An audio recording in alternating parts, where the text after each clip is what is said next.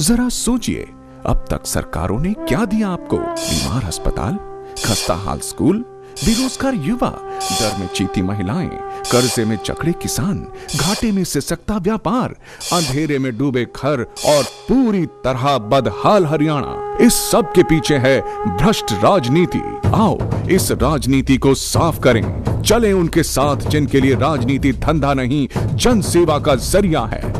समस्त भारतीय पार्टी ने सपना देखा है, हरियाणा के हर घर में खुशहाली हो, हर चेहरे पर मुस्कान आए, आम आदमी की आमदनी बढ़े, भ्रष्टाचार मुक्त सक्रिय प्रशासन हो और हम सब मिलकर स्वराज का सपना साकार करें। समस्त भारतीय पार्टी, आओ परिवर्तन लाएं।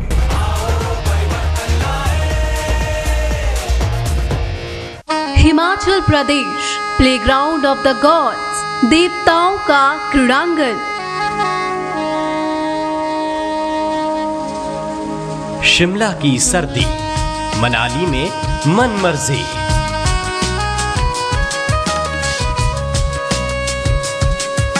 बर्फ की चादर पर होकर सवार, चल चलें पर्वतों के पार, करेंगे लहरों से टकरार, हवाओं से भी तेज होगी अपनी रफ्तार। चल चलें आस्था के द्वार, होंगे ईश्वर के दर्शन, खुशियां मिलेंगी अपार। चल चले हिमाचल इस बार। Himachal Pradesh, playground of the gods, देवताओं का क्रीड़ांगन।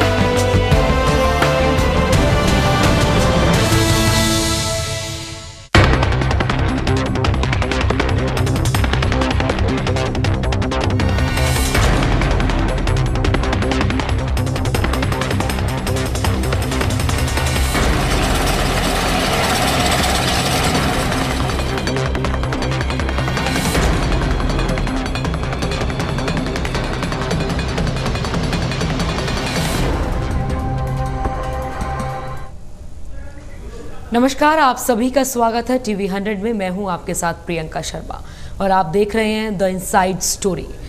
आज हम आपको द इनसाइड स्टोरी में दिखाने जा रहे हैं बिक गई गरीब की सांस। आखिर क्यों सरकार के लाख कोशिशों के बाद भी खनन पर पाबंदी नहीं लग पाती है? खनन माफिया बेरोक टोक कारोबार करते हैं, जहां खनन से नदियों और पहाड़ों को खोखला लगातार करता जा रहे हैं। वहीं खनन से जुड़े क्रैशर मशीन से वायु में प्रदूषण की मात्रा भी लगातार बढ़ा रहे हैं और इस प्रदूषण से कई लोग अब तक बीमारी का शिकार हो चुके हैं। कईयों को तो टीबी जैसे घातक बीमारी ने जकड़ लिया है। लोग परेशान हैं, पुलिस पस्त है, लेकिन खनन माफिया मस्त है। उनका कारोबार खूब फल फूल रहा है। यदि कोई अधिकारी इन खनन माफियाओं पर दबाव डालता भी है या फिर डालना भी चाहता है तो भी खनन माफिया साफ साफ बच निकलते हैं, उल्टा अधिकारियों को ही अपना निशाना बना देते हैं।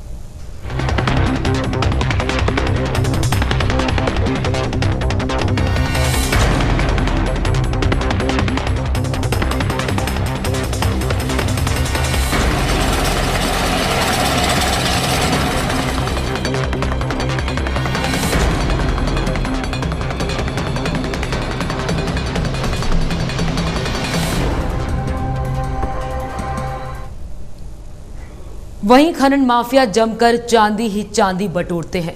वहीं खनन से सरकार को करोड़ों के राजस्व का चूना लग रहा है और कहीं ना कहीं नदियों का सीना चीरते ये खनन माफिया दिन पर दिन लगातार अपने कारोबार को और बढ़ा रहे हैं। बिक रही है गरीब की सांस। कोई नहीं देख रहा गरीब का दुख दर्द। दिखते हैं वोट, नहीं दिखती कोई चोट। हाई कोर्ट का भी नहीं है डर, परोस रहे हैं मौत की हवा। क्रैशर बन गया है मौत का सामान।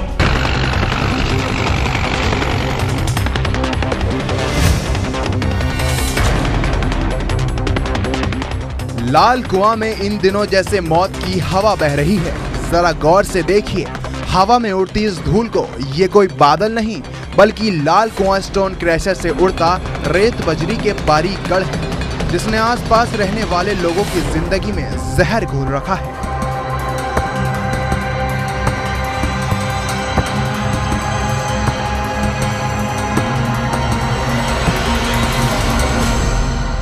खास तौर से गौर पड़ाव के लोगों की जिंदगी तो जैसे इन धूल कणों में ही सिमट कर रह गई है।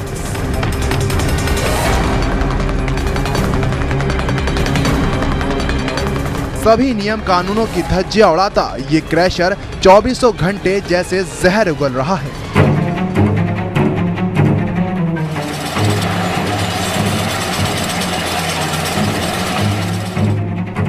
इस क्रैशर के कारण स्थानीय लोग घुट घुट कर जीने को विवश हैं। लोग टीबी जैसी बीमारियों के शिकार बन रहे हैं, लेकिन क्रैशर संचालक ने कभी भी नियम कानूनों पर ध्यान नहीं दिया। नियम के मुताबिक क्रैशर के चारों ओर लंबी दीवारें लगाई जाती हैं, जिससे धूल के कण आसपास हवा में ना घुल पाए।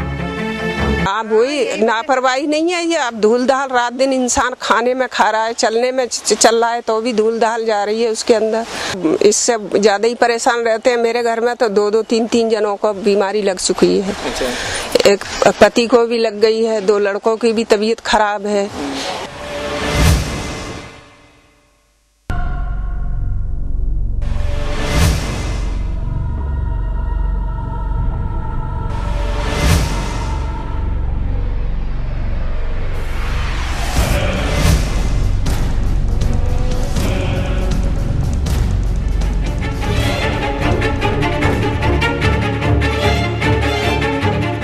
वहीं स्थानीय ग्राम प्रधान और जिला पंचायत सदस्यों ने भी क्रैशर के प्रदूषण के खिलाफ मोर्चा खोल दिया है।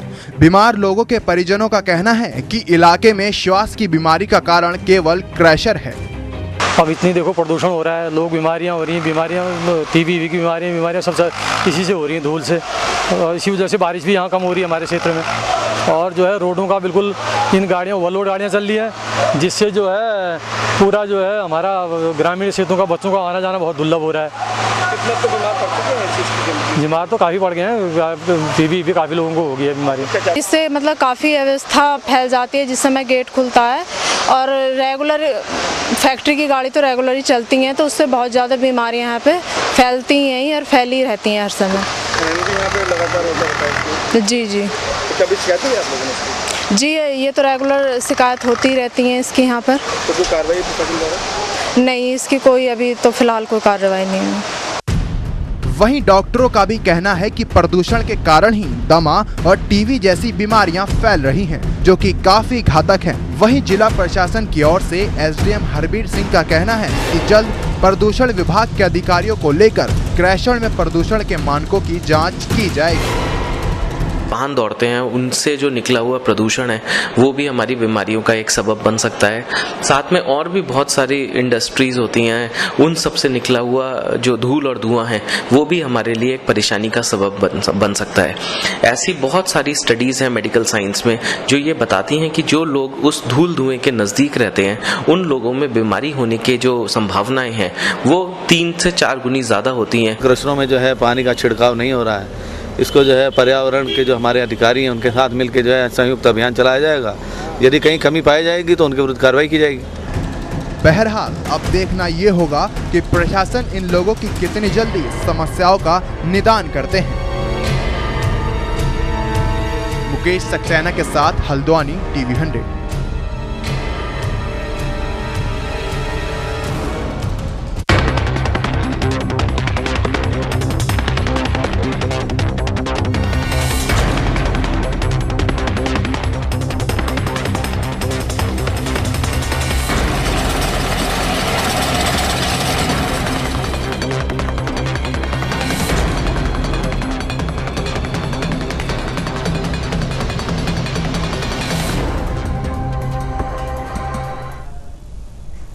उत्तराखंड में खनन माफिया एक तरह से राजरोग बन चुका है।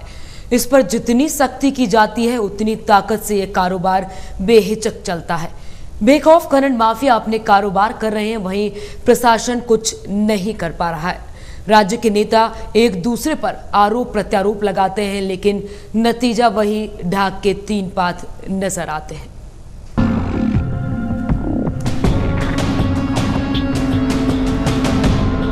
उत्तराखंड में अवैध खनन का मुद्दा राजनीति के साथ साथ सामाजिक सरोकारों से भी जुड़ा हुआ है। खनन की आड़ में माफिया खूब माल भी बटोर रहे हैं। शासन प्रशासन के तमाम दावों के बाद अवैध खनन पर नकेल कसना नामुमकिन सा ही लगता है।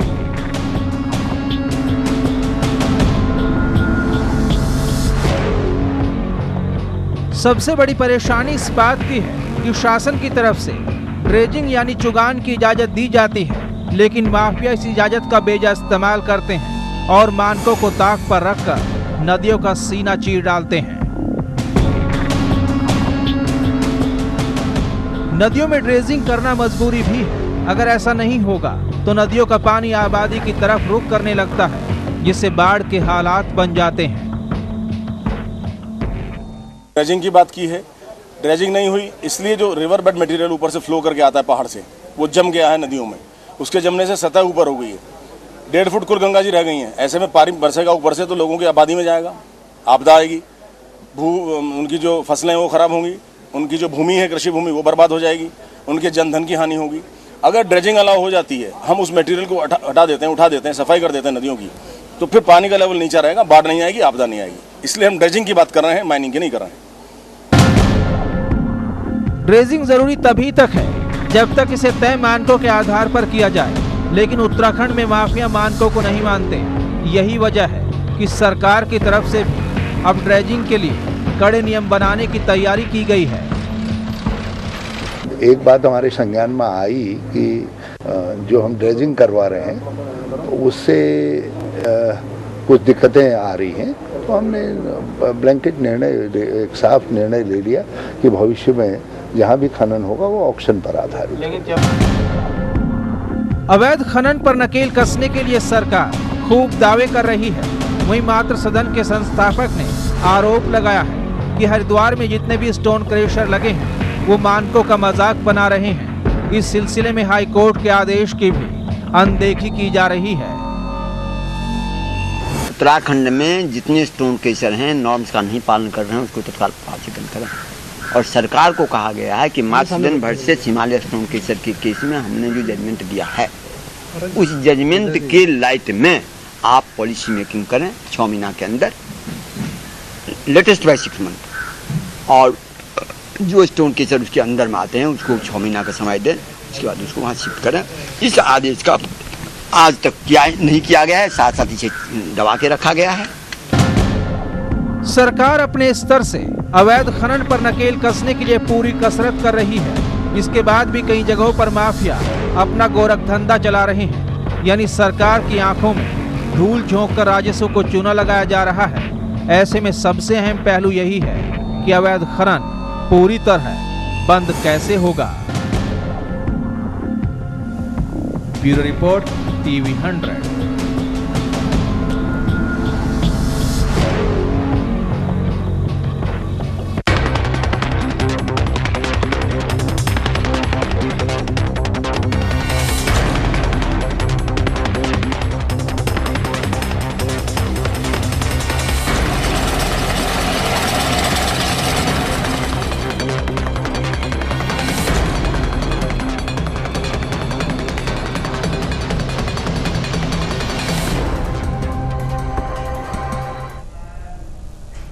उत्तराखंड में खनन माफियाओं से पुलिस भी खौफ खाती है।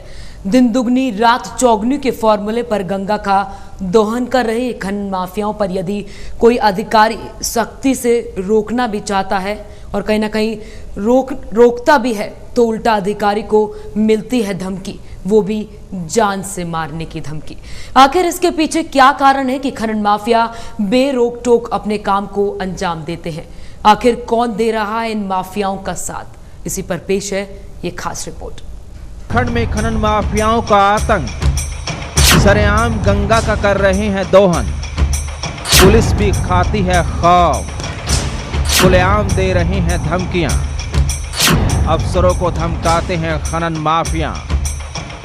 आखिर क्यों कोना साबित हो रहा है प्रशासन?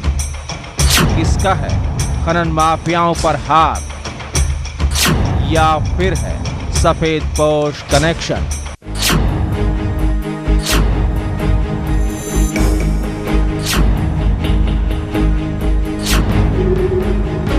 तारीख 27 जून 2014, जगह हरिद्वार उत्तराखंड। घटना, खनन माफियाओं ने दी डीएफओ को जान से मारने की धमकी। उत्तराखंड में अवैध खनन का काला कारोबार धड़ल्ले से चल रहा है। प्रशासन की नाक के नीचे खनन माफिया बेखौफ अवैध खनन को अंजाम दे रहे हैं। ऐसा मालूम होता है कि इन खनन माफियाओं को किसी का खौफ ही ना हो। दिन दहाड़े ये खनन माफिया नदियों से अवैध खनन करते हैं, लेकिन प्रशासन इन खनन माफियाओं को रोकने में नाकाम साबित हो रहा है। खनन माफिया जब चाहे जिसे चाहे धमकियां दे देते हैं, मानो इन्हें कानून का जरा भी खौफ न हो। तभी तो इनके हौसले इतने बुलंद हैं कि सरेआम अवैध खनन कर प्रशासन को चुनौती दे रहे हैं। ताजा मामला हरिद्वार के वन प्रभाग का है। दरअसल यहाँ के चिड़ियापुर स्थित वन क्षेत्र में हो रहे अवैध खनन को रोकने के लिए डीएफओ ने वाहनों को रोका, तो इन बेखौफ खनन माफियाओं ने वन कर्मियों के सामने ही डीएफओ साहब की कनपटी पर तमंचा तान दिया। यहाँ तक कि इन बेखौफ माफियाओं ने डीएफओ को दोबारा यहाँ न आने की हिदायत तक दे डाली। इससे खनन माफियाओं के हौसलों का अंदाजा लगाया जा सकता है। खनन माफियाओं के इस रूप को देखकर खुद डीएफओ साहब भी हैरान रह गए। हुआ ये था कि हम वहाँ पर रसियागढ़ झिलमिल झील के लिए गए थे, तो वहाँ पर एक जेसीबी हम लोगों ने सीज किया था, जिसमें उसका ये कहना था कि एक दिन तो हमने वहीं पर गेस्ट हाउस में रखा, दूसरे दिन छोड़ने के लिए आया। तो मैंने कहा कि भाई इसको अभी तब तक नहीं छोड़ूंगा जब तक तुम लोग यहाँ से चले नहीं जाओगे। तो उसका ये कहना था कि मैं मुजफ्फरनगर का हूँ, गोली मार दूंगा। खनन माफियाओं द्वारा डीएफओ को धमकाने और जान से मारने की धमकी के बाद स्थानीय पुलिस हरकत में आई। आनन फानन में हरिद्वार के एसएसपी ने तुरंत कार्रवाई करते हुए अवैध तरीके से खनन कर रही जेसीबी डंपरों को सीज कर दिया। आखिर में एसएसपी ने खनन माफियाओं के खिलाफ मुकदमा दर्ज कर कार्रवाई करने तक का आश्वासन दे डाला। डीएफओ हरिद्वार द्वारा मौखिक रूप से तथा डॉक्यूमेंट से बताया गया है कि वो जब अवैध खनन को रोकने के लिए गए थे, तब उनको किसी ने धमकी दी और उनके सरकारी कार्य में भी बाधा डाली। उनकी तहरीर पे आवश्यक कार्रवाई की जा रही है और जो भी संबंधित माफिया होंगे उनके खिलाफ कार्रवाई पुलिस प्रशासन कर रहा है। उत्तराखंड में अवैध खनन का काला कारोबार बेरोक टोक जारी है। पुलिस से लेकर प्रशासनिक अमला भी इन माफियाओं के आगे भीगी बिल्ली बना हुआ है। ऐसे में अब एक बड़ा सवाल ये उठता है कि आखिर इन खनन माफियाओं पर लगाम लगाएगा तो कौन? कई सालों से अवैध खनन का खेल लगातार जारी है, लेकिन इन माफियाओं पर कार्रवाई न होना कहीं न कहीं प्रशासन और पुलिस की मिलीभगत की ओर इशारा करता है।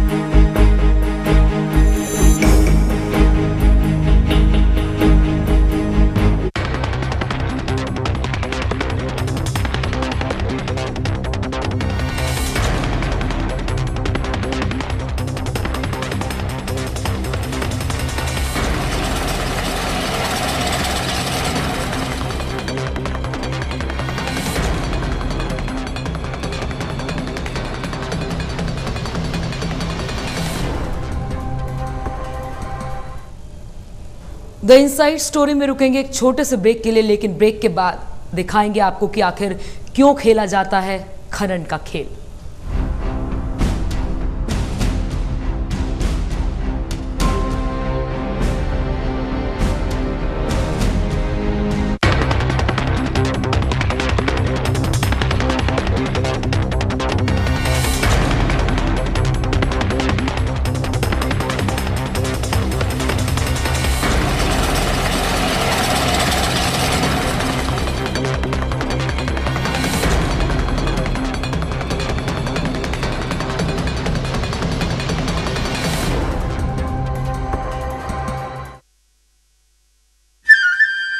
मसूरी, पहाड़ों की रानी, प्रकृति के अनुपम सौंदर्य को समेटे हुए त्रासदी के दौर से गुजरकर अतिथियों के सम्मान और सुरक्षा में हमेशा तत्पर, यहाँ की झीलें अपने मनोरम दृश्यों से सैलानियों का स्वागत करती नजर आती हैं। मॉल रोड पर सजे बाजार, खूबसूरत होटल और यहाँ के व्यू पॉइंट्स आपके सपनों को साकार करते नजर आएंगे। घन हिल से जोड़ता रोपवे रोमांचक एहसास दिलाता है और ले चलता है मौज मस्ती की दुनिया में। साथ है एक ऐसा बाग जहां आप खो जाएंगे एक निराले संसार में। अगर आप नजारा करना चाहते हैं वाटरफॉल्स का, तो दिल थाम कर बैठिए। प्रकृति की गोद में निरंतर अटखेली करती पानी की ये धाराएं आपके मन मस्तिष्क पर एक ऐसी छाप छोड़ जाएंगे जिन्हें आप ताउम्र भुला न पाएंगे। आपकी सुरक्षा, सुविधा और सम्मान का हमें पूरा ख्याल रहेगा। मैं विवेक ओबरॉय आपको आपके परिवार सहित आमंत्रित करता हूं। आइए मसूरी और इसे खुद अनुभव कीजिए।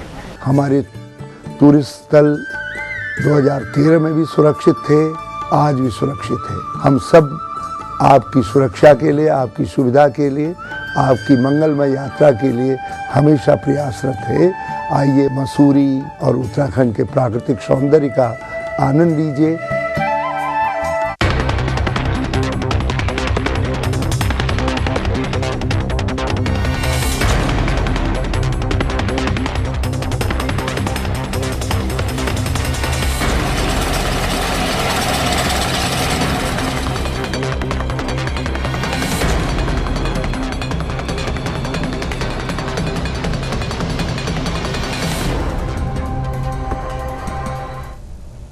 ब्रेक के बाद एक बार फिर से आप सभी का स्वागत है द इनसाइड स्टोरी में। हम और आप सभी जानते हैं कि हरिद्वार में गंगा में हो रहे खनन का विरोध अब साधु संत समाज भी करने लगा है। आपको याद ही होगा कि गंगा के दोहन से हैरान स्वामी शिवानंद सरस्वती जी ने 14 जुलाई से अनशन शुरू किया था, जो काफी दिनों तक चला। फिर उन्हें सांत्वना दी गई कि गंगा के दोहन पर उनको शासन और प्रशासन दोनों का साथ मिलेगा और पूरी तरह से गंगा में खनन को रोक दिया जाएगा।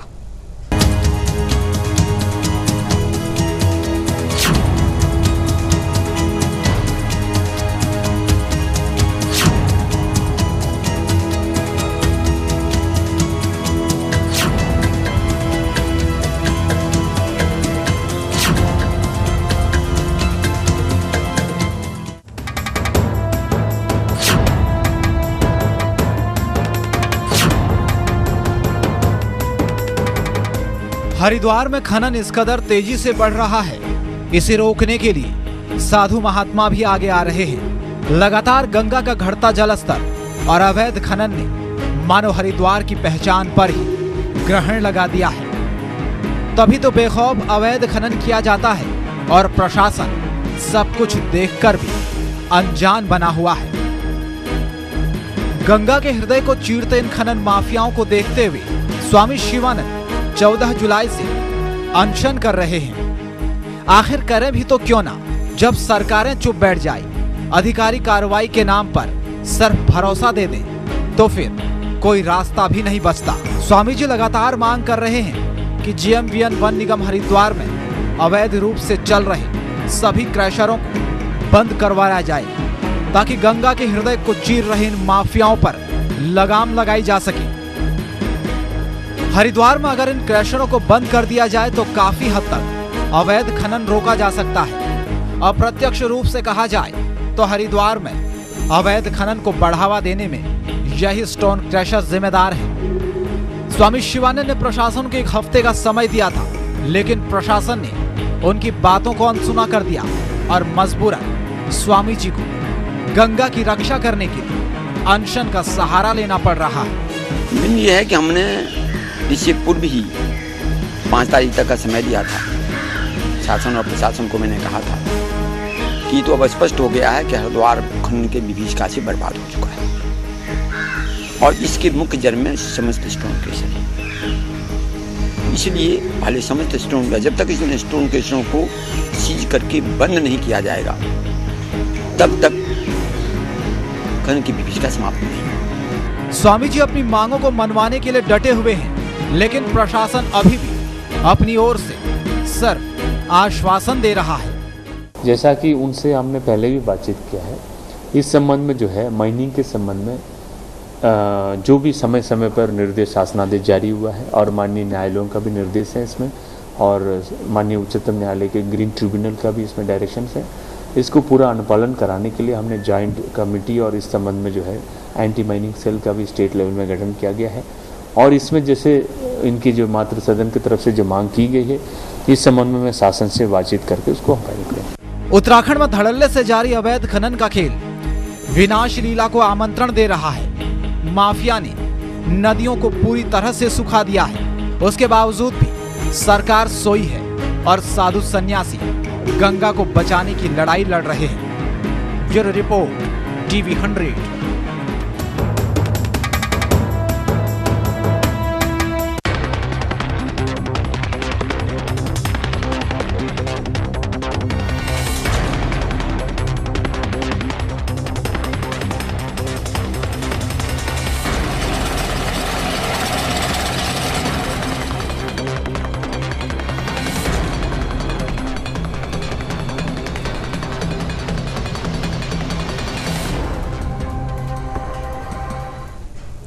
और आइए अब आपको दिखाते हैं कि आखिर क्यों खनन का यह काला खेल खेला जाता है और इसके कितने फायदे कमाते हैं ये खनन माफिया। ऐसी क्या मजबूरी है कि नदियों का सीना लगातार खोखला किया जा रहा है। पेश है एक रिपोर्ट। 3000 वर्ग फीट के लिए अनुमानित 625 बोरी सीमेंट चाहिए। औसत 5 बोरी बालू प्रति बोरी सीमेंट के हिसाब से 3125 बोरी। एक 50 किलो बोरी सीमेंट पर चिनाई के लिए 50 किलो के 6 बोरा बालू और लेंटर के लिए 4 बोरा बालू प्रयोग में लाया जाता है, यानी 16 ट्रक बालू की आवश्यकता होती है और 2000 बोरी गिट्टी की। लेंटर और आरसीसी के 1 बोरा सीमेंट के लिए 6 बोरा गिट्टी का मानक तय है। गिट्टी चिनाई को छोड़कर खंभों, स्लैब और छत डालने के लिए इस्तेमाल की जाती है। केदारनाथ जैसे ज्यादा ऊंचाई की जगहों में मैदानों से ईंट ले जाना काफी खर्चीला हो जाता है। इन स्थानों में या तो पत्थरों की चिनाई से दीवारें बनेंगी या वहीं स्थानीय स्तर पर गिट्टी, बालू और सीमेंट से ईंटें बनाई जाती है।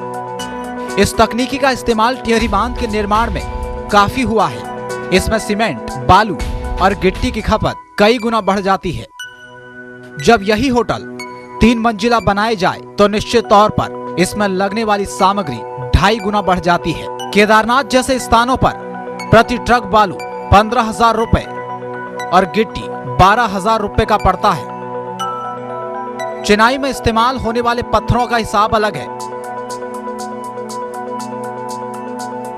इतने बड़े मुनाफे को कोई भी ठेकेदार आसानी से नहीं छोड़ सकता है, इसीलिए इस धंधे में उसकी हिस्सेदारी काफी ऊपर तक जाती रही है। दूरस्थ इलाकों में सीमेंट, सरिया पहुंचाना मजबूरी है। चिनाई के लिए पत्थर, बालू और गिट्टी वही स्थानीय स्तर से उपलब्ध करवाई जाती रही है। धर्मशालाओं, होटलों, आश्रमों के लिए जो खनन किया गया है उसका असर हिमालय के वातावरण पर कितना पड़ा होगा, इसकी कहीं चर्चा नहीं होती, जबकि भूवैज्ञानिक लगातार हिमालय की संवेदनशीलता को लेकर चेताते रहे हैं। Bureau report, TV 100।